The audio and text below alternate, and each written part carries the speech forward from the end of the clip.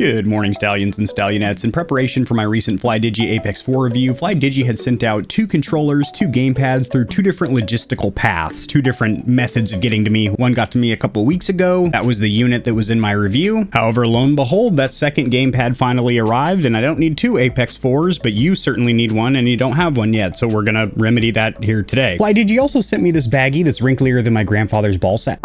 And this is awesome. GhouliKit has also offered to do something like this for me in the past, as well as a couple of other companies, and that is send individual parts or components, specifically the Thumbstick module, so I can take a look at them without having to do a teardown or disassembly. So that's exactly what we're going to do in this video, is take a look at these very unique Hall Effect Thumbstick modules, as these are built in-house, very unique, and you're not going to find these on any other gamepads. Without further ado, let's get it.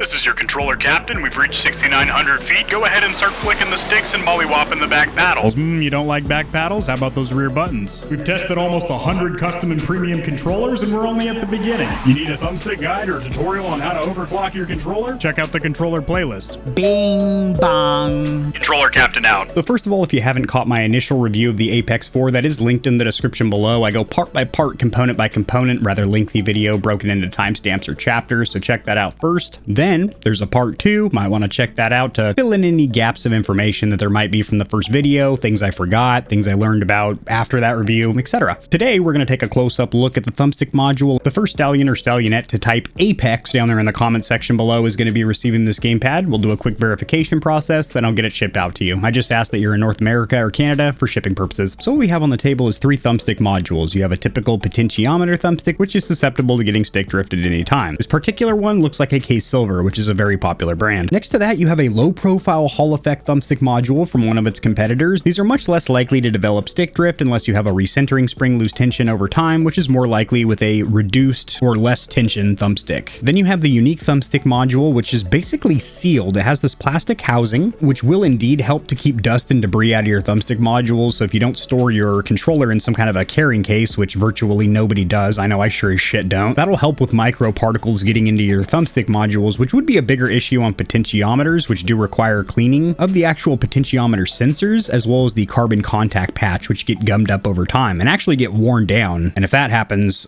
no amount of cleaning is going to do it for you. You actually need to solder and swap out those thumbstick modules. So that silver metal post off to the right, which has a spring around it, I initially thought was for clicking in the sticks because these have virtually silent clicks when pushing in the sticks. However, this is going to be the tension adjustment, as this does have a huge window of adjustment for tension, going from extremely light to where you sneeze on the thing and it's moving, to a very high amount of resistance, very reminiscent of something like the Elite Series 2 or increased tension from Battle Beaver or HYPR. The fact you can do this on the fly with a tool that is included and snaps nicely into the controller so you won't lose it is very nice. I've had no issues using this controller, and the more stick time I get with it, the more impressed I am with not only the thumbstick modules, but also that stock input lag or delay on PC, as well as on the console side of the house with the use of converters or adapters. Thus far, the Apex 4 has really been blowing my socks off, but if for some reason my socks get put back on my greasy little feet, I'll let you know what popped the stockings back on me, so to speak. Weird way of saying if there's any issues that arise with this controller, I'll update you on that. Drop in the comment section below what you think of this thing, as well as the word that I said to say earlier if you want to get this bad boy. And I will see you Stallions and Stallionettes tomorrow.